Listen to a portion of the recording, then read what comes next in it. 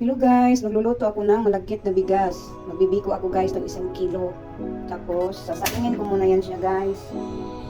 Yan. Tapos mamaya, babalikan natin ito kapag ito yung luto na. Yan na pala yung sinaing natin na malagkit kanina guys. Wow, ang ganda na pagkaluto guys. Oh. Yan, 1 kilo po yan. So 1 kilo guys, na malagkit na bigas. Kalahating kilo lang ng asukal lang ilalagay ko kasi ayaw ko po ng sobrang tamis. So ito na po yung ginawa ko guys, pinaghalo ko po ito, iwas at saka yung brown para hindi po siya masyadong dark ang kulay ng pagkabiko niya, maganda tingnan. Guys, ito din pala ang isa sa ingredients natin, gata, mga nasa 3 cup siya guys. So tara, magluto na tayo. Guys, gagawa muna tayo ng latik guys. Medium heat lang yan guys. Ang apoy nito guys, medium heat lang. Yan. Ikutin mo lang to guys. Pag medyo brown na po siya guys, pahinaan na po itong apoy para di masunog ang latik. Yan siya guys, medyo namuumuo na siya oh. Malapit na yan siya maglatik. Yan na siya guys, naglalatik na po siya. Medyo pakinamlahin muna natin ang kaunti. O diba guys, mabilis lang.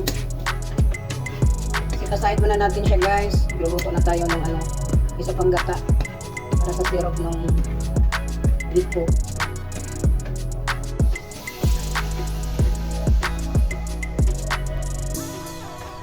Yung natira pa lang mantika kanina guys sa latik guys, dinagdagan ko na rin ng nito para gata nung pinaka-biko niya para hindi naman sayang.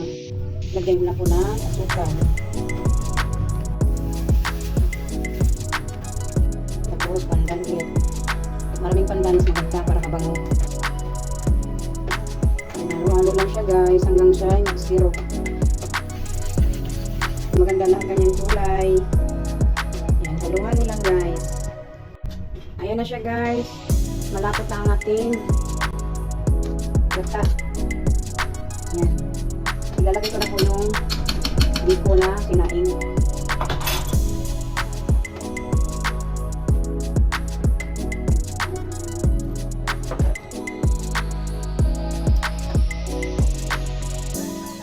Dito guys, sarap to kapag may kape.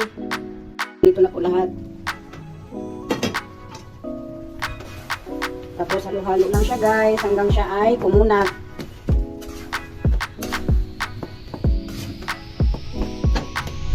Kapag sila ay nagdikita na guys, ibig sabihin sila ay lagkit na sa isa't isa.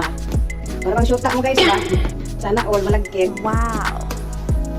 Luto na po yan guys kapag dumikit na po yan sila lahat, magsama-sama na yan sila.